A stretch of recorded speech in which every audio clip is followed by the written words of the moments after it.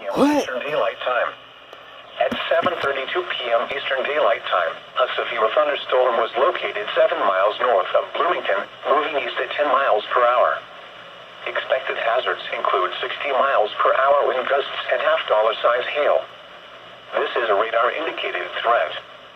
The following impacts are expected. Hail damage to vehicles is expected. Expect wind damage to roofs, siding, and trees. Locations impacted include Lake Lemon, Mahalaisville, and Helmsburg. For your protection, move to an interior room on the lowest floor of a building.